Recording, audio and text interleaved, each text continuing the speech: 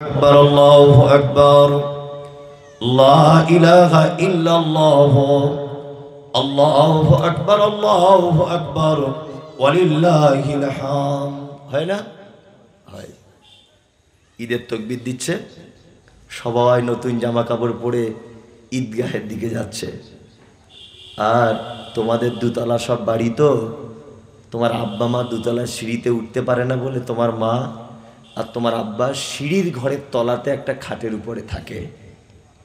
তোমার আব্বার বয়স ৯০-৯৫ আর তোমার মায়ের বয়স ৮৫। দুজন সবাই নতুন জামা পরে ঈদগাহে চলে গেল। তোমার মা আস্তে আস্তে কাঁপতে কাঁপতে উঠে তোমার আব্বাকে বলছে, সাইফুলের আব্বা, তুমি ঈদগাহে যাবে না?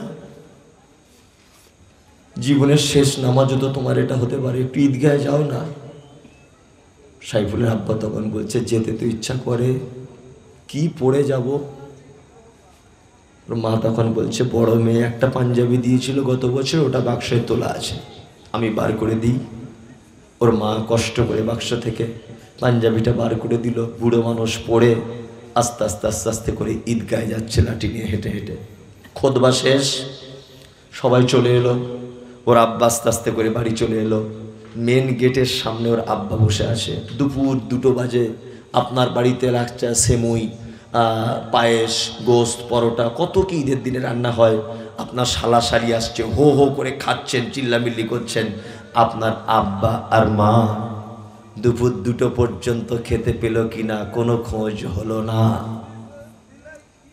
তোমার মা পেচ্ছাপ করা কাপড় জড়িয়ে ঈদের দিন দুপুর ২টো পর্যন্ত শুয়ে আছে বেডে।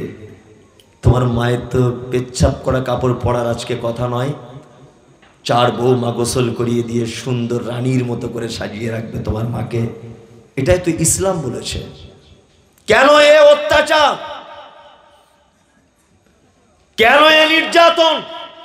হ্যাঁ, পৃথিবীর সব থেকে বদমাইশ তোমার আব্বা, আর সব থেকে খারাপ তোমার মা। এই কারণে তাদের আজকে ঈদের দিনে এই অবস্থা। তোমার মায়ের অপরাধগুলো যে কি বড় বড় অপরাধ, একটা একটা করে তোমার মায়ের অপরাধ বলি। তোমার মা এই গ্রামের সব থেকে পর্দাশীল নারী।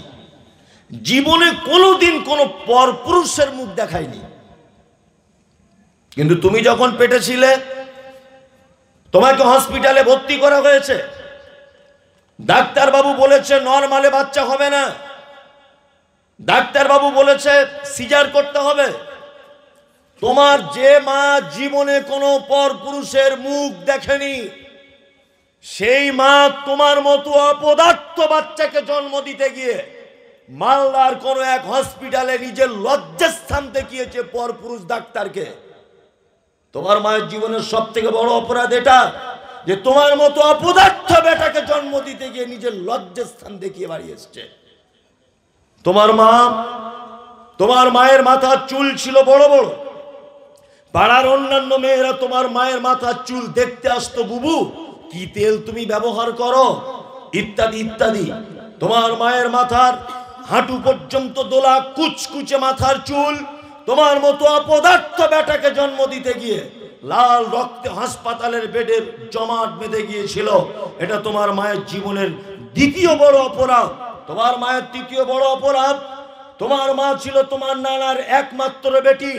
তোমার মা ছিল এত লাজুক, তোমার মা ছিল এত ভীতু, তোমার মা কখনো ইনজেকশন দিতে পারতো না। কিন্তু তোমার মা তোমার মতো অপদার্থ বাচ্চাকে জন্ম দিতে গিয়ে হসপিটালের বেডে দাঁড়িয়ে আছে তোমার মা। ডাক্তারবাবু বলছে বাচ্চা আড়াআড়ি করে লেগে গেছে, বাচ্চা পেটের ভিতরে মারা যেতে পারে। তোমার মা সেদিন ডাক্তারের 2টো হাত ধরে বলেছিল, ডাক্তারবাবু আমার প্রাণের বিনিময়ে হলে আপনি আমার বাচ্চার মুখটা একবার দেখান।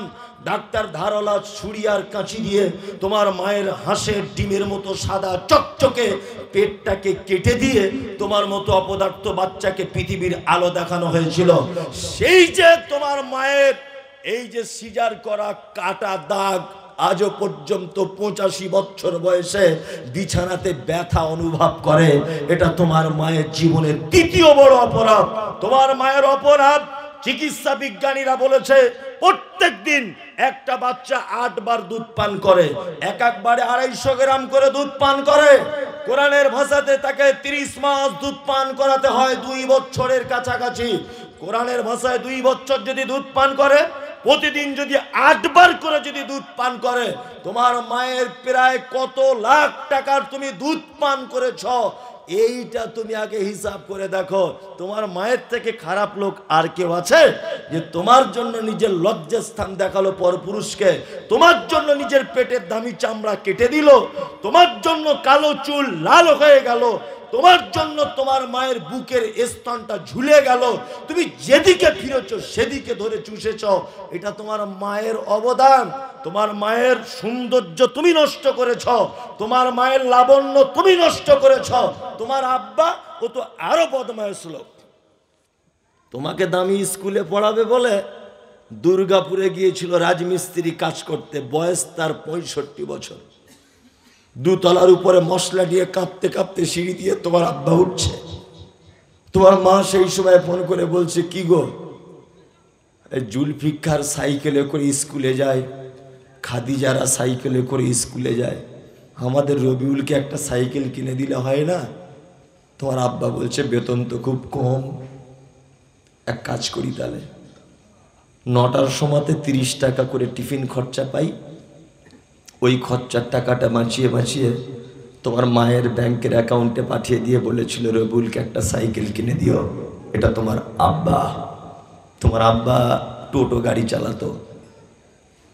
শামশিতে রাত 2টোর সময় একটা ট্রেন এসে দাঁড়ায়, 3 জন প্যাসেঞ্জার নামবে। তোমার আব্বা পৌষ মাসের হাড় কাঁপানো শীতে প্যাসেঞ্জারগুলোকে তাদের বাড়িতে পৌঁছে দিয়ে আসবে, বিনিময়ে 200টা টাকা পাবে, সকালে তোমার স্কুলের বেতন দিতে হবে। তাই এটা তোমার আব্বা। কোরআন এদের ব্যাপারে বলেছে, ইয়াসআলুনাকা মাযা ইউনফিকুন কুল মা আনফাকতুম মিন খাইরিন ফালিল ওয়ালিদাইন ওয়াল আকরাবিন ওয়াল ইয়াতামা ওয়াল মাসাকিন ওয়া বনিস সাবিল ওয়া মা তাফআলু মিন খাইরিন ফাইন্নাল্লাহা বিহি আলিম। আল্লাহ তাআলা পবিত্র আল কোরআনে বলছে, কুল মা আনফাকতুম মিন খাইরিন ফালিল ওয়ালিদাইন। নবী আপনাকে যারা জিজ্ঞাসা করছে দান কোথায় করব, খরচা কোথায় করব, পৃথিবীর সবথেকে খরচা করার উত্তম জায়গা কোনটা, আল্লাহ নবীকে বলছেন কুল, আপনি বলে দিন, মা আনফাকতুম মিন খাইরিন ফালিল ওয়ালিদাইন। মসজিদে দান করলে যত নেকি হয়, মাদ্রাসায় দান করলে যত নেকি হয়, মক্তবে দান করলে যত ভালো হয়, ঈদগাহে দান করলে যত ভালো হয়, অনাথ আশ্রমে দান করলে যত ভালো হয়, এতিমখানায় দান করলে যত ভালো হয়। আল্লাহ সব ভালো কাজ কেটে দিয়ে বলছেন, মা আনফাকতুম মিন খাইরিন ফালিল ওয়ালিদাইন। তুমি যেখানেই যত টাকাই ব্যয় করো না কেন, যত নেকি হবে। তুমি যদি তোমার আব্বা মায়ের জন্য কিছু টাকা ব্যয় করো, তার থেকে লক্ষ কোটি গুণ নেকি বেশি হবে।